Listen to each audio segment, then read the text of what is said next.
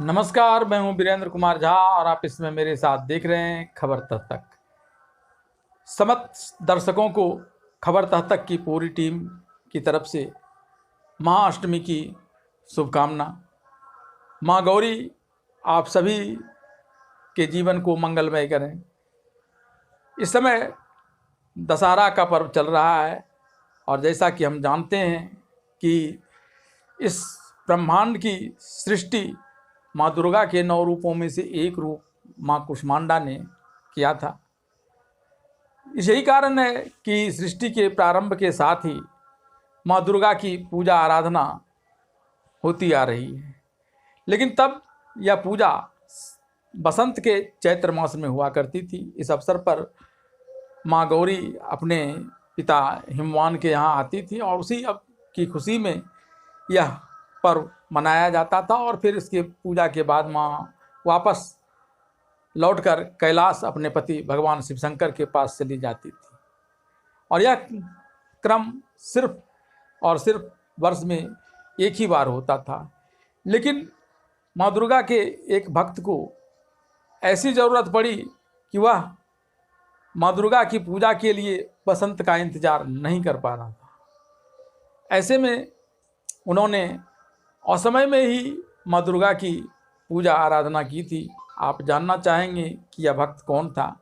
यह भक्त कोई और नहीं बल्कि प्रभु श्री राम थे, जिनकी पत्नी जनकसुता जानकी का रावण ने उनके अनुपस्थिति में अपहरण कर लिया था और उसे लंका में अशोक वाटिका में रखा था।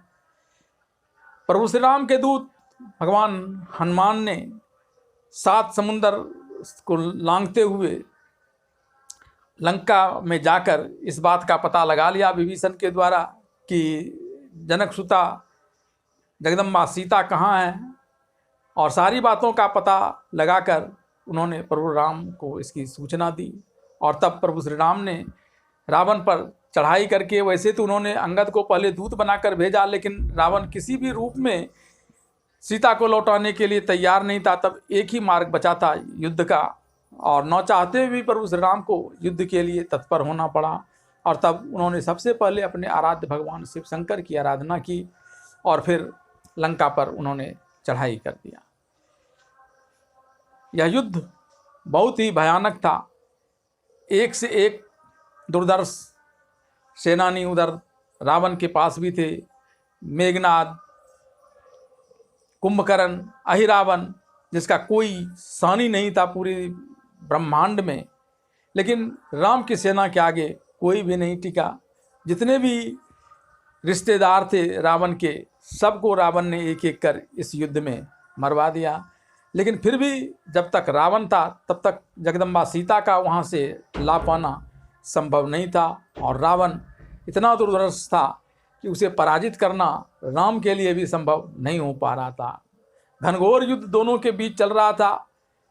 रावण मायावी युद्ध में प्रवीण था और वह माया के द्वारा तरह तरह के वेश रखकर, तरह तरह से छलकर प्रभु श्री राम को भी चकमा देने का प्रयास करता। हालांकि परशुराम तो मायापति ही हैं, उनके आगे माया नहीं चलती थी। लेकिन चूँकि जिस प्रकार से प्रभु श्री राम भगवान शिव शंकर के प्रिय थे, वैसे ही प्रिय भगवान शिव शंकर के लिए रावण भी था। इसलिए भगवान शिव शंकर रावण को भी मरने नहीं देते थे।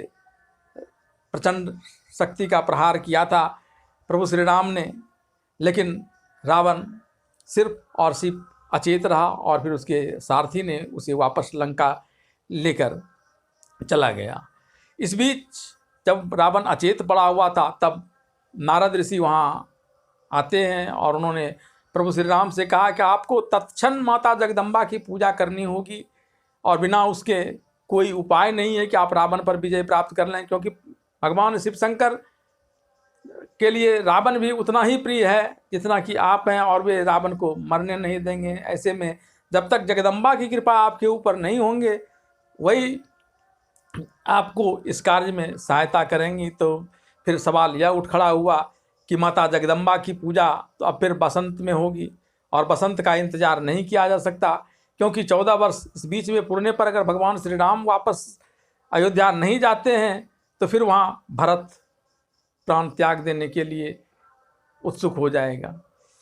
इसलिए तब नारद ने कहा कि आप इसी समय माता जगदम्बा की पूजा आराधना करें। और तब माता जगदम्बा की जब प्रार्थना की प्रभु श्री राम ने कि आप इस युद्ध भूमि में आए, मुझे पूजा करनी है, तो माता जगदम्बा ने कहा कि मैं तो नहीं आ सकती, क्योंकि सृष्टि का सारा संचालन मेरे ही द्वारा होता है और मेरे अस्थिर होने से पूरा ब्रह्मांड अस्थिर हो जाएगा, इसलिए यह संभव नहीं है।